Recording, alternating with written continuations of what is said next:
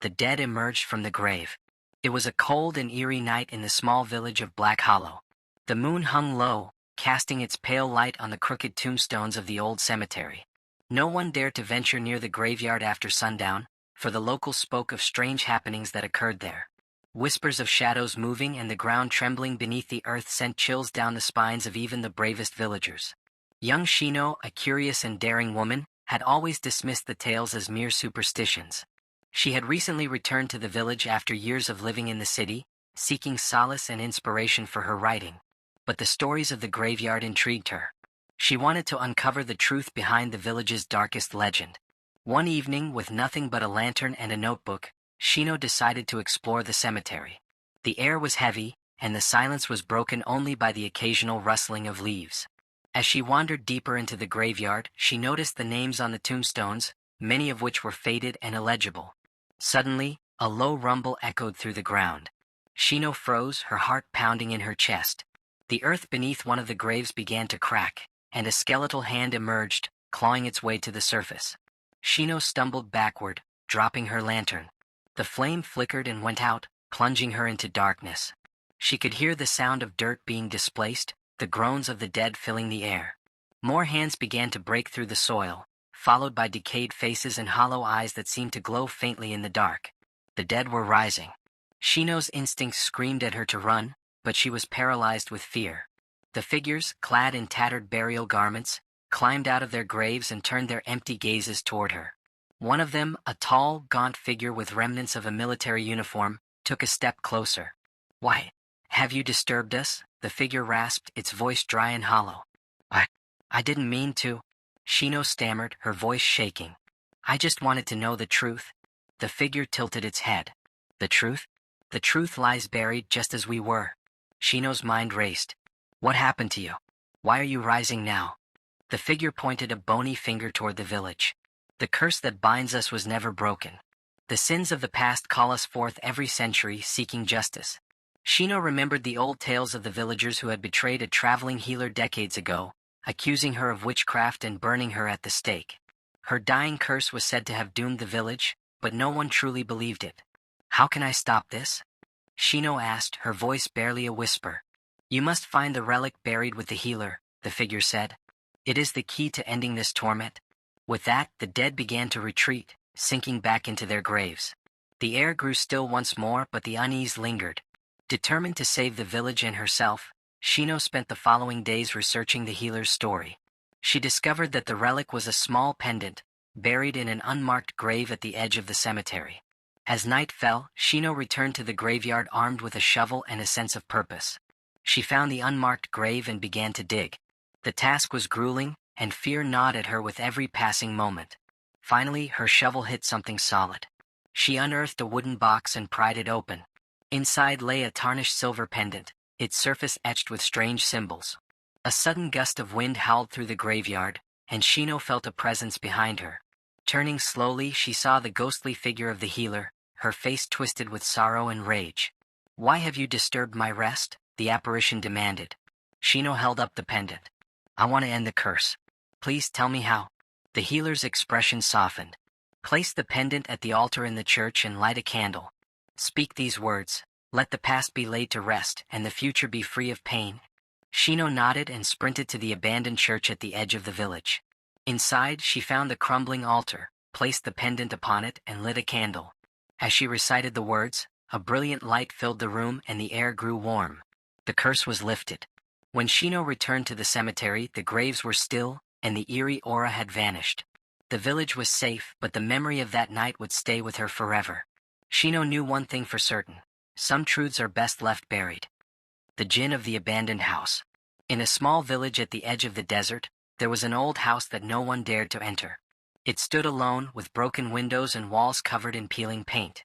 The villagers whispered that a Djinn lived there, a creature of fire and smoke that would take revenge on anyone who dared to disturb it. Ali, a young man with an adventurous spirit, didn't believe in such stories. One evening, after hearing the tale from his grandfather, Ali decided to visit the house and see for himself. He thought the stories were just old myths to scare children. As the sun set and the sky turned dark, Ali walked to the house with a lantern. The wind howled around him, making the trees creak and the leaves rustle. He pushed open the creaky door and stepped inside. The air was heavy and smelled of dust and old wood. Ali's heart pounded as he walked through the hallway, the sound of his footsteps echoing in the silence. He noticed that the walls were marked with strange symbols, carved deep into the stone. He reached out to touch one and suddenly the temperature dropped. A cold breeze swept past him and Ali felt something brush against his neck. He spun around, the lantern shaking in his hand. Standing in front of him was a dark figure, its eyes burning with an otherworldly light. It had no face, only shadows that shifted and moved. "Why have you come?" a voice whispered, hollow and deep, echoing in Ali's mind. I wanted to see if the stories were true," Ali stammered. His voice was barely a whisper. The jinn moved closer, the air around it crackling with heat. Ali could feel the warmth of the fire-like presence, but he was too terrified to move. "You should not have come here," the jinn said, the voice filled with anger. "Now you will pay the price." Ali's eyes darted around, searching for an escape, but the jinn's form shifted, blocking the only exit. He remembered the stories his grandfather told him about how to deal with a jinn. "Speak the name of Allah and it will go away." Summoning all his courage, Ali whispered, "Bismillah, in the name of Allah." The jinn's eyes flickered and the dark form recoiled. A loud, piercing cry filled the house as the figure began to dissolve, turning into black smoke. The temperature slowly returned to normal and the house grew still. The jinn's voice echoed one last time, "You are lucky." Ali ran out of the house as fast as he could, not daring to look back. The night air felt fresh and he could still hear the sound of the wind, but the terror in his heart would never fade. From that night on, no one in the village dared to go near the abandoned house again. And Ali knew he would never forget the burning eyes of the jinn that haunted his dreams. The Whispering Shadows. On a cold December evening, two best friends, Shino and Mia, decided to explore an abandoned mansion at the edge of their town. The mansion was infamous for its eerie atmosphere and tales of strange occurrences. People said the house was cursed. Those who entered never returned the same. But the girls were adventurous and curious, dismissing the warnings as mere superstition. The mansion stood tall and dark, its windows shattered and its walls covered in vines. The air around it was thick with silence, except for the occasional rustling of leaves. Armed with flashlights and courage, Shino and Mia pushed the creaky iron gates and stepped onto the overgrown path leading to the front door. As they entered the mansion, the wooden door groaned loudly as if protesting their intrusion. The air inside was damp and carried a faint smell of decay. Dusty furniture and cobwebs filled the vast hall. A large, cracked mirror hung on one wall, reflecting distorted images of the room. "Creepy, but it's not that bad," Mia said, her voice echoing in the silence. Shino nodded but felt a shiver run down her spine. They decided to explore the upper floor first. The staircase creaked under their weight, and the faint sound of their footsteps echoed like whispers. The hallway upstairs was long and narrow, with several doors on either side. Shino opened the first door to find a bedroom with a dusty bed and broken furniture. Suddenly, Mia gasped. "Did you see that?" Mia whispered, her voice trembling. "See what?" Shino asked, her flashlight shaking slightly in her hand.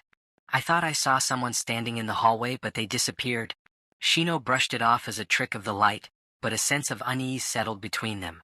As they explored further, they began hearing faint whispers, soft, unintelligible voices that seemed to come from nowhere. "Let's leave," Shino suggested, her courage faltering. "Not yet," Mia insisted, trying to stay brave. They opened another door and found a room filled with old toys. A dusty doll sat on a rocking chair in the center of the room. As Shino shined her flashlight on the doll, its head slowly turned to face them. Both girls froze in terror. "Run!" Shino screamed, grabbing Mia's arm. They bolted out of the room and down the stairs, but the whispers grew louder, turning into eerie laughter. The front door, which had been open moments ago, was now shut tight. They pulled and banged on it, but it wouldn't budge. Suddenly the laughter stopped. The silence was deafening. Then a deep voice echoed through the mansion. "Why have you come here?" The girls turned to see a shadowy figure standing at the top of the stairs. Its eyes glowed red, and its presence filled the room with an overwhelming sense of dread. "We didn't mean any harm," Mia cried. "You have trespassed," the figure said, its voice like a cold wind. "And now you belong to this house." The lights of their flashlights flickered and died, plunging the mansion into darkness. The last thing they heard was the sound of the doll's laughter echoing through the halls. The next morning, the mansion stood as silent and foreboding as ever. The girls were never seen again, but some say if you listen closely at night, You can hear faint whispers calling their names.